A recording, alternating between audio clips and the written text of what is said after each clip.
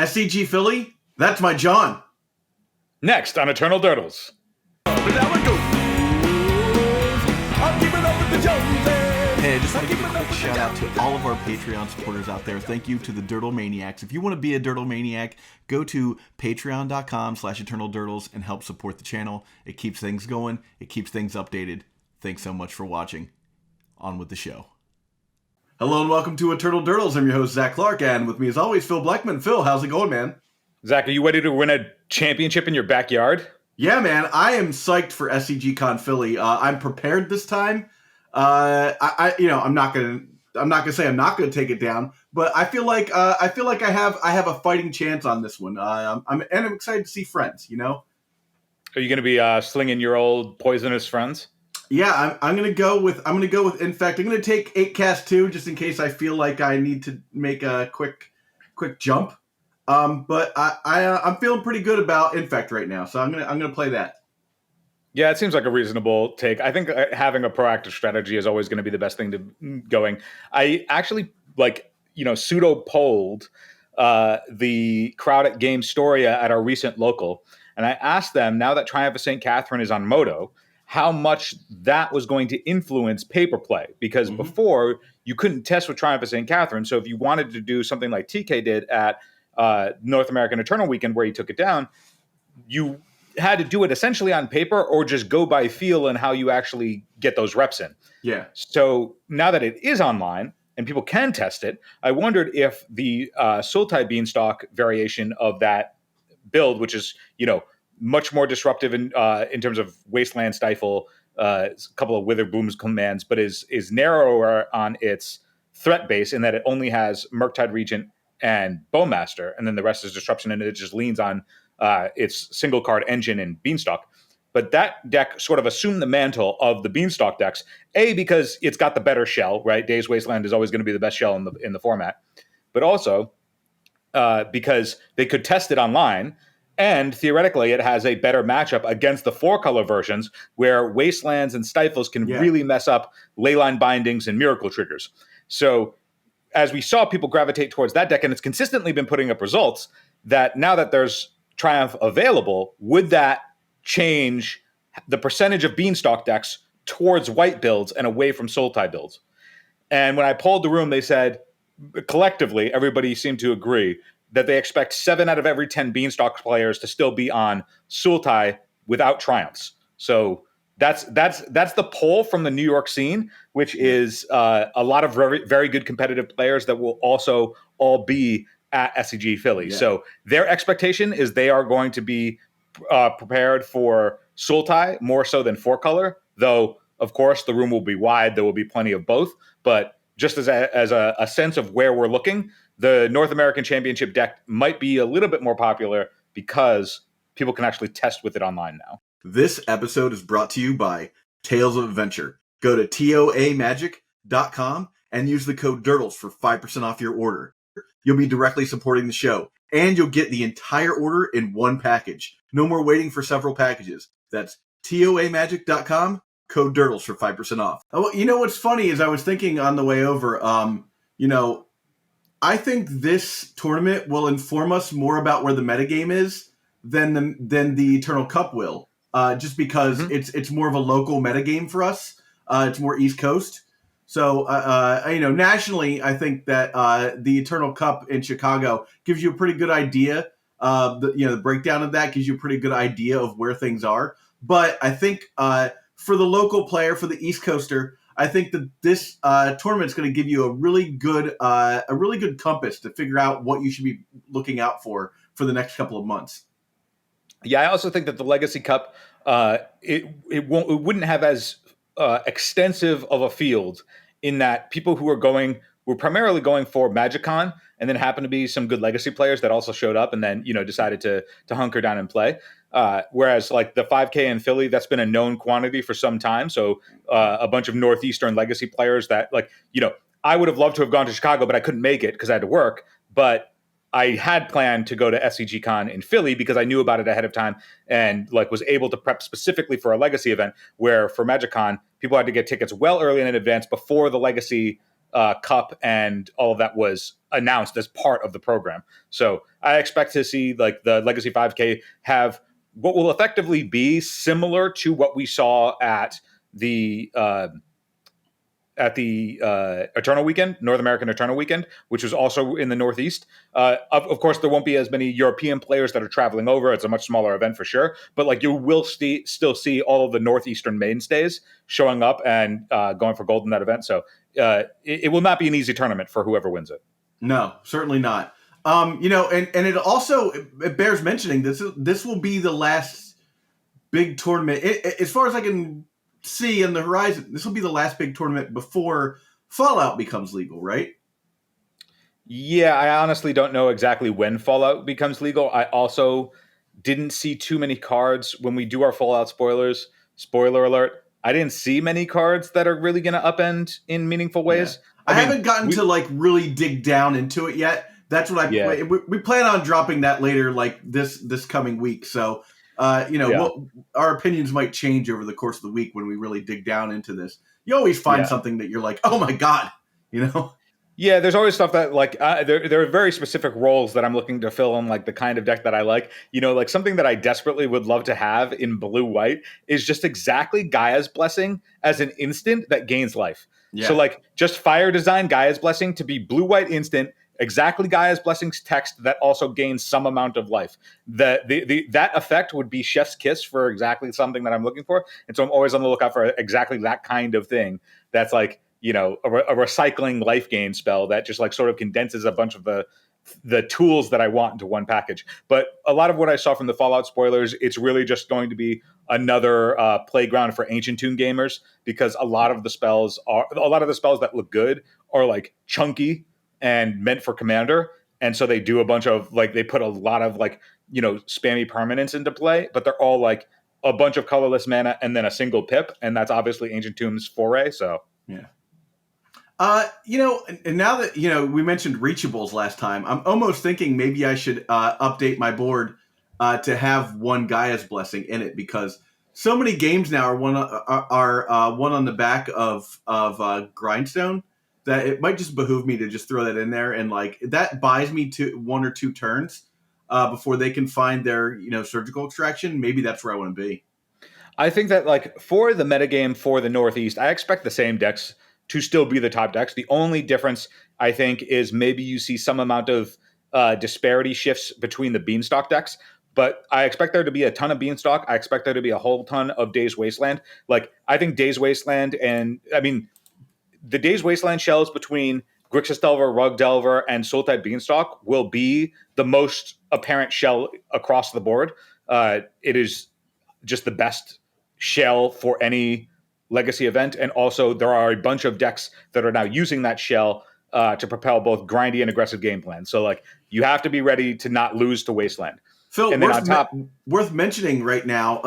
Go on first. You were finishing up saying something. Oh, I was just saying. So I expect that, and then I also expect the Ancient Tomb decks to show up in ways that are aggressive Ancient Tomb decks. So by that I mean like I expect Painter to show up and do really well, because Painter always has its dedicated players that do really well at these big events. So like you may not run into a lot of it over the course of the field, but when you get to the top tables, you have to expect to run into Grindstone. It will just be there.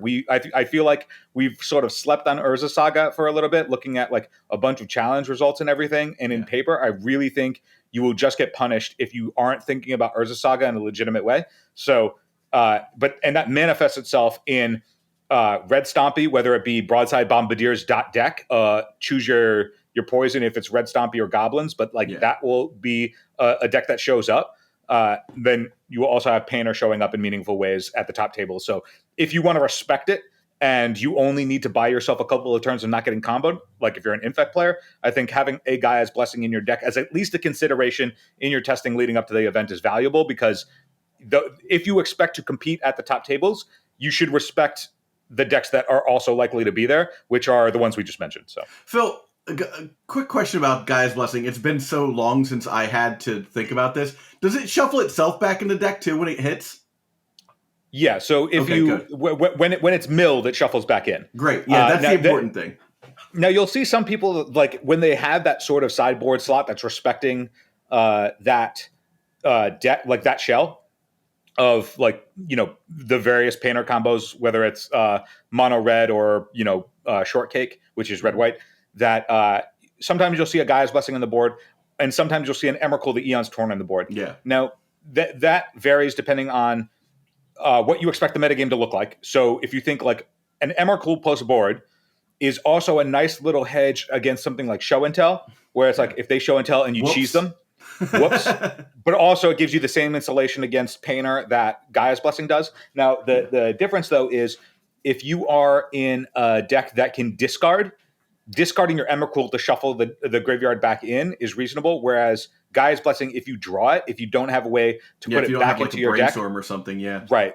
So in your case, your Infect is still a blue deck. You can brainstorm and put it back into your deck if you draw it. Yeah. The other side of it is that it is not the worst thing to have in against Reanimator, where post board, if you also have counter magic to be able to protect yourself, I imagine Reanimator is a relatively good matchup for you to begin with, but it's another example of like incidental graveyard hate. There is some amount of crossover, even though it's not great. And then I've also seen players use their Gaia's Blessing as a way to slow down an opposing DRC or Murktide, where like if that is being spammed early, you can sort of slow down that clock if you just need, like you were talking about, an additional turn to be able to go off. So, but the people who also want to respect show and tell or that type of deck, or have access to discard something from their hand, will lean towards an Emrakul, because an Emrakul, no matter where it goes, will shuffle back in. So let's real quick just recap the top 10 decks as per on paper as per Goldfish.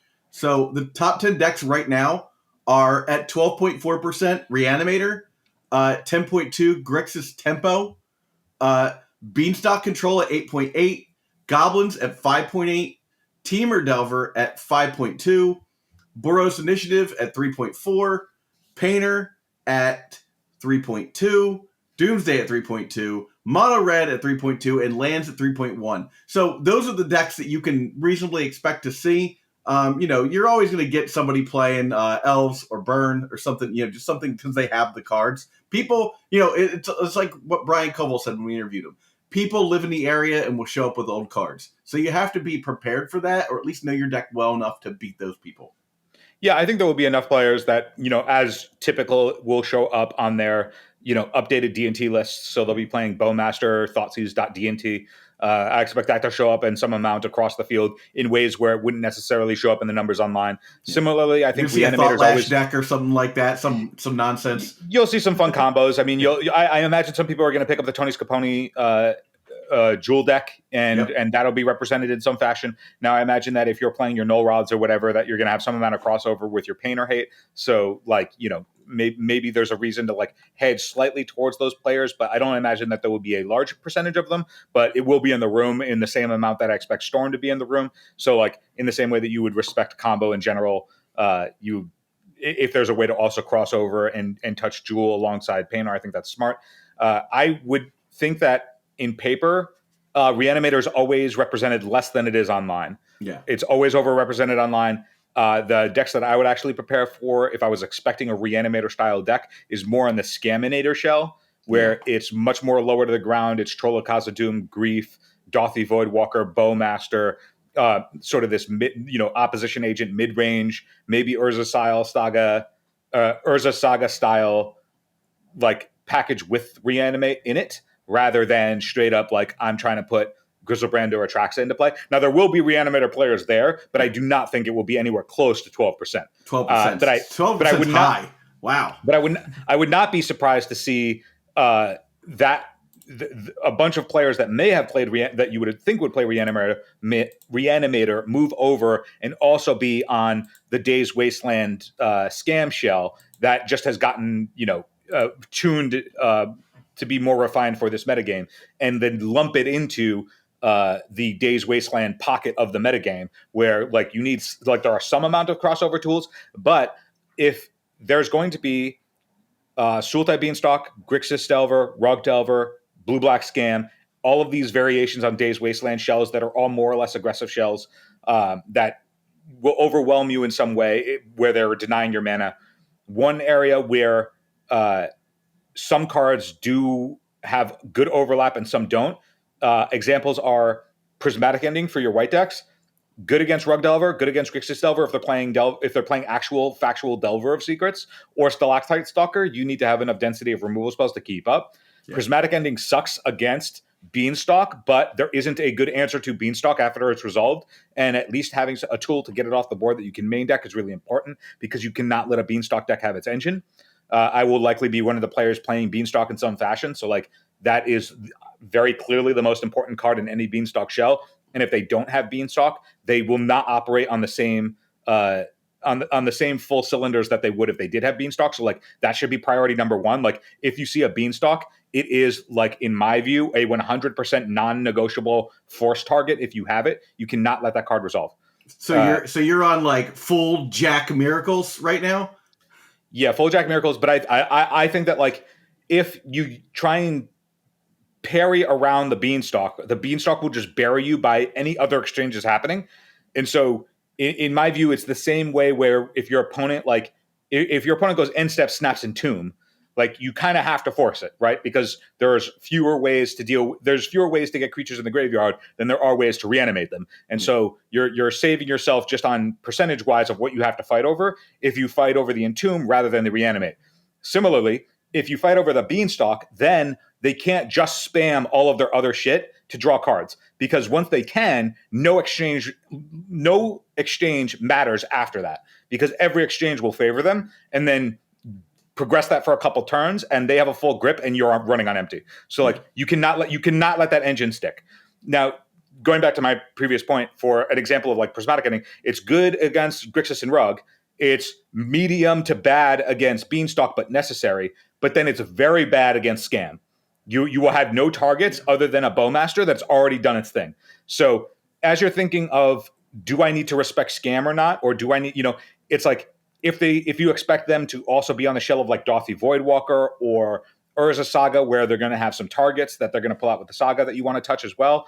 If you think that they're going to be on mono black instead of blue-black Days, then Prismatic Ending does go up. That's just one example of cards to think about if you're thinking like this is what the metagame might look like, that maybe instead of playing your 4 Prismatics, you play 2 or 3 tops and then fill out the slot with other things that might be helpful in your blue X, interactive decks. But then similarly, for you, if you're on Infect and you're thinking that there might be a bunch of grief in the room, maybe Veil of Summer gets a little bit better. But I've also found that Veil of Summer as a defensive tool sucks. Are you with me on that? I agree. I found every time I try and play Veil of Summer to like catch their discard spell or whatever, it just sucks. Phil, like, I'm thinking I might just rock like 2 Leyline of Sanctity in my board and just be like, it's a card I lose, but you don't get to like reanimate your grief and get me for like 2 cards. So like I might start off a card short, but like also you can't thought seize me afterwards. Like just if I can get that on turn 1 against some of these decks, I just get them. Like if they don't have hand disruption against me, they just don't have the stuff to keep up with me. I think that if you are going on the metagame call of I expect there to be some amount of grief in the room, I mean, if you think about it, you are the deck that needs to put a bunch of pieces together. And so having discard spells be able to pick that apart and find windows and then, continue to pick you apart so you can't actually operate, then a hammer like Leyline sounds way more appealing for that style of deck.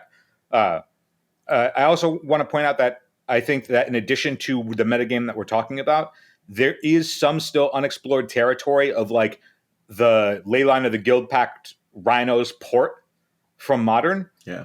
That deck might show up a little bit more in paper as you get. There'll be Modern players at the tournament. Like porting that over is not that tough, right? If they just have a Modern deck and then can find the mana base to support amongst their friend group or whatever in order to play in the 5K, they might just do that, because outside of Force of Wills, the deck is otherwise identical to the Modern deck outside of the mana base. Yeah. It's the mana bases and Force of Wills. Everything else is the same. So like that deck might actually be a little bit more represented in paper at an SCGCON, where there's a bunch of Modern players going for the rest of the weekend anyway that are also going to play in the 5K just if they're spikes. So like, and also that deck I still feel like is a little bit unexplored in underexplored in Legacy at the moment. I don't think might be the weekend for it, man. Fully found it.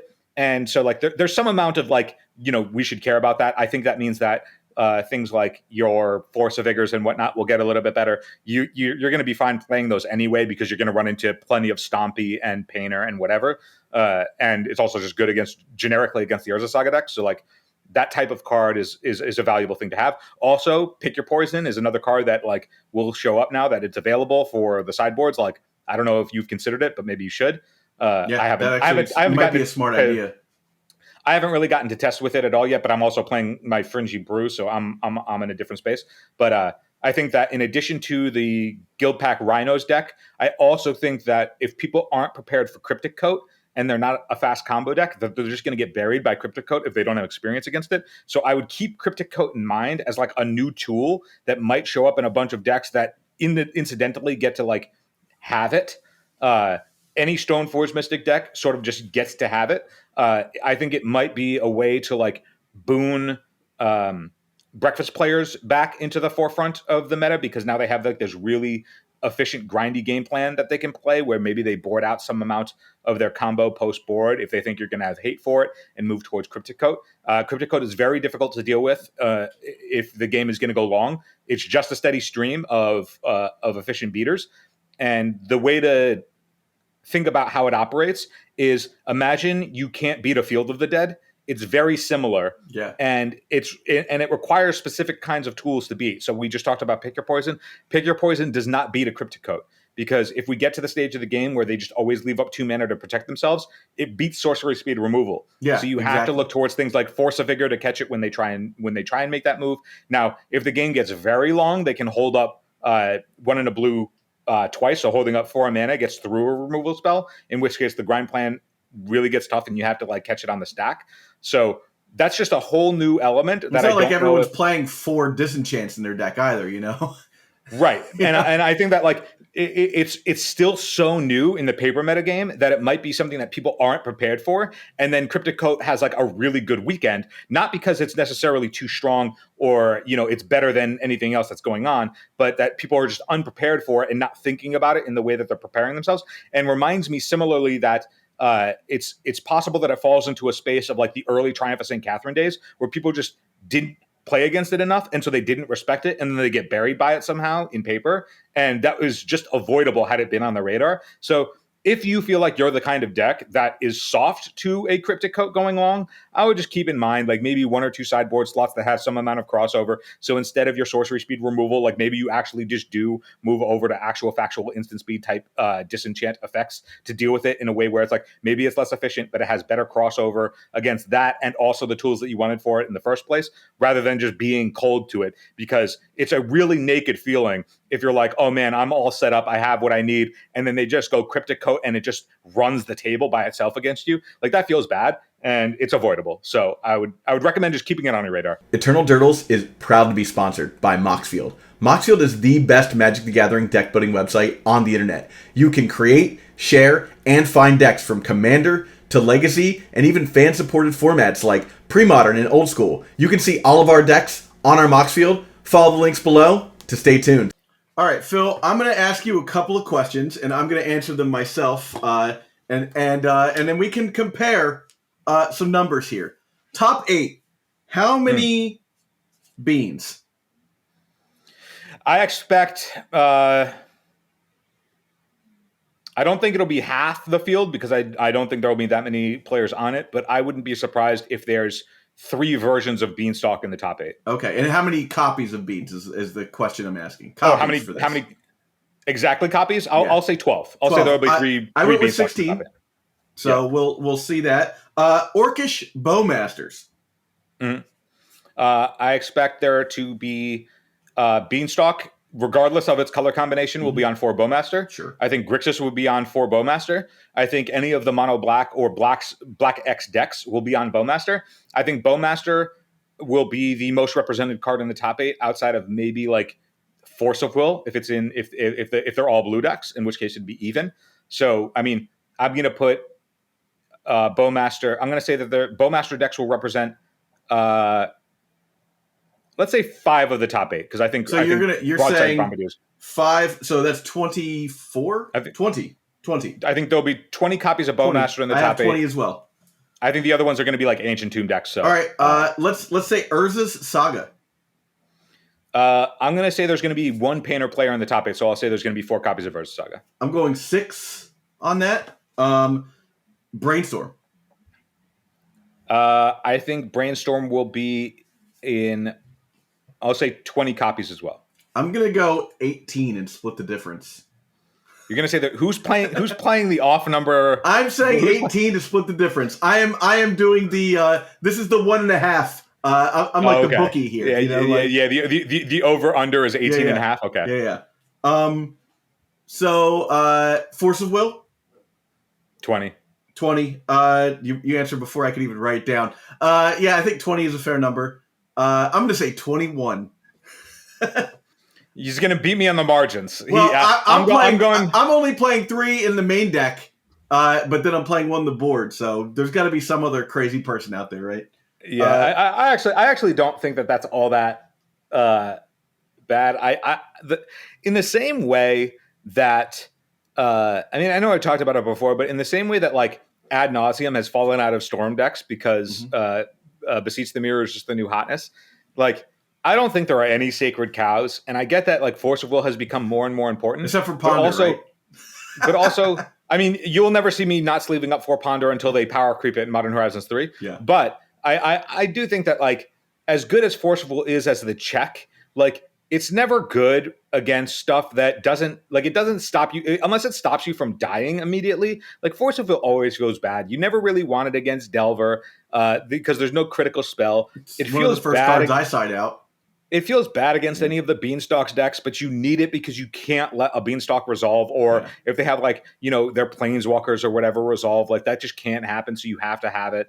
But then like against the Ancient Tomb decks, like you have to have it because they just nut you on the first couple of turns, but at the same time, like the Initiative decks and all that shit just play Cavern of Souls and blanket anyway. So like, I don't think Force of Will is the sacred cow that it's always been, and I think that like, if somebody wanted to be a madman and not play Force of Wills in the main and instead metagame somehow and be like, yep, I'm going to play 4 Stifles in that slot instead because I'm not going to lose to Cavern of Souls against Initiative, and then it's going to have crossover hitting like Leyline Binding and Thassa's Oracle and a bunch of other shit, and then like whatever, because like people may try and bait Force of Will, but they're not going to play around Force of Will in the same way that they might against other cards. So like, I don't think that the value of it in your deck is gaining you anything other than the potential to not die to the aggressive stuff. But I don't consider it a sacred cow. I mean, I will have 4 in my deck because I'm a loser, but I don't think it's a sacred cow.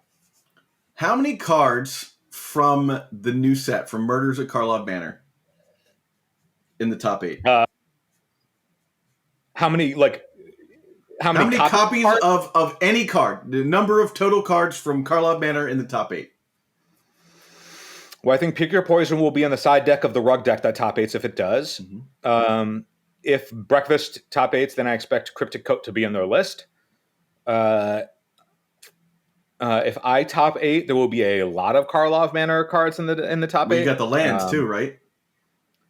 Yeah, I think if combo top 8s, there will be some amount of Surveil lands. Maybe the Beanstalk decks, if they're on 4-color, are playing a Surveil land or 2.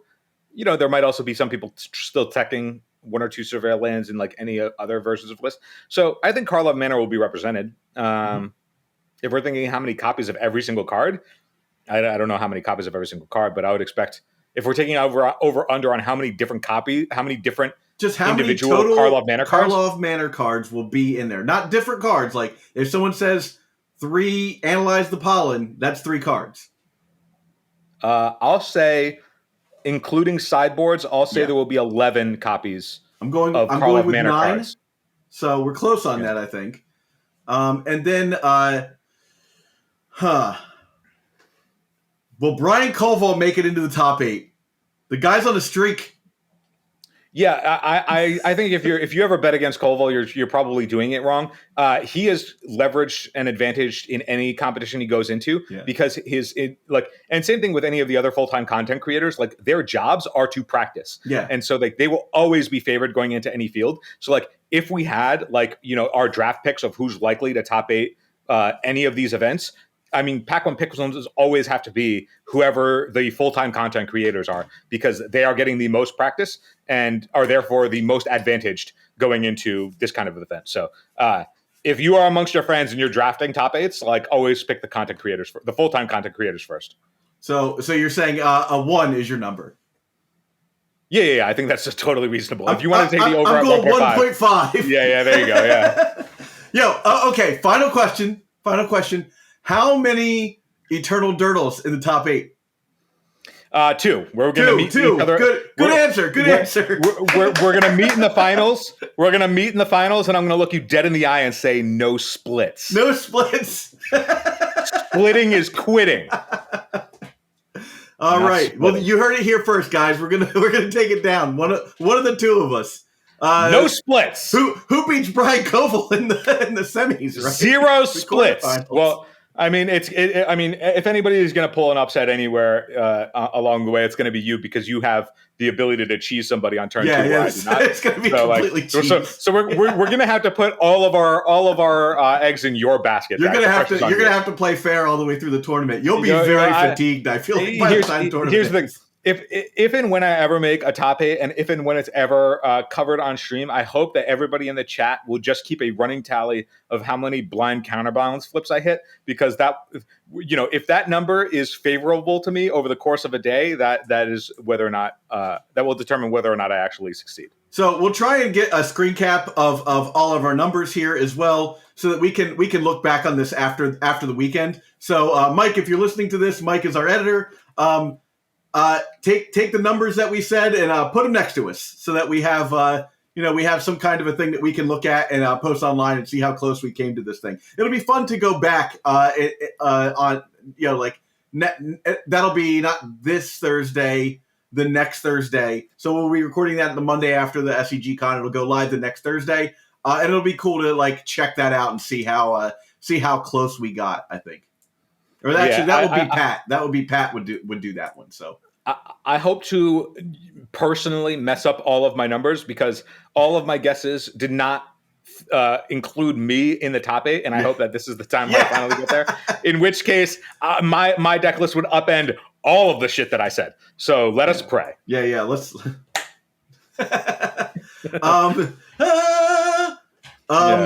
So. What else did I want to say about the event? I mean, there's going to be good food. Obviously, we're going to get, there's plenty of things. If you are a Discord person, if you're in the Discord, I'll have, I'm sure Phil will be there too. Ready. Phil, what are you doing Saturday night? You want to get some dinner or something?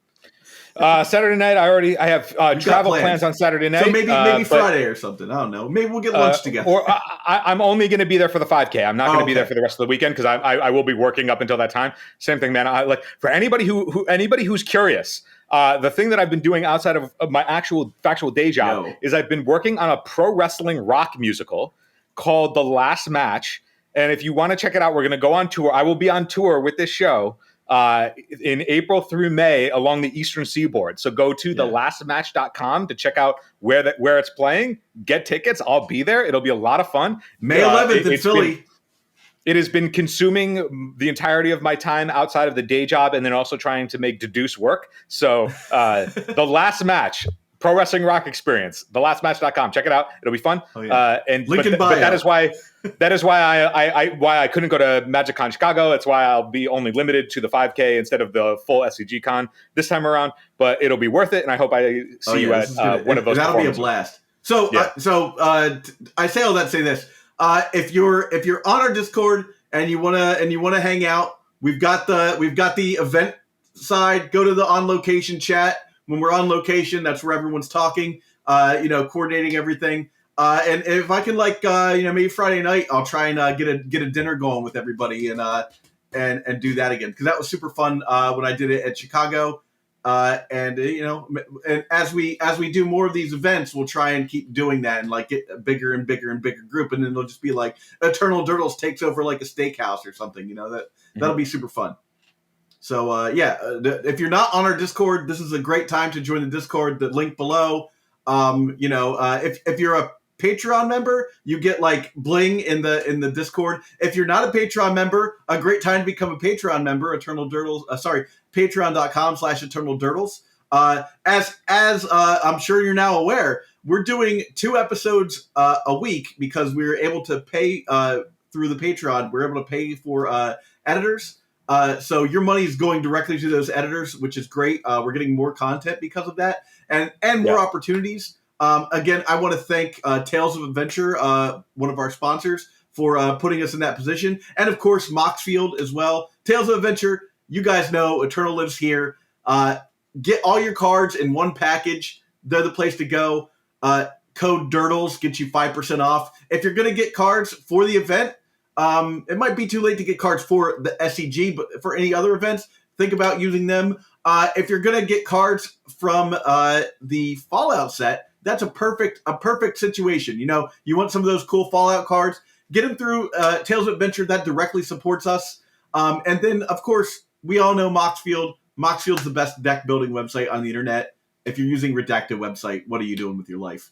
What are you even doing? Also, just another key point for Tales of Adventure, they are usually at all of the major events in North America, including SCGs. So what you can do is you can order your cards ahead of time and just pick them up on site. And that way you're not paying shipping and you're not worrying about whether or not it gets to you on time. You can just like pick it up on site and know that it'll be there for you, which is excellent.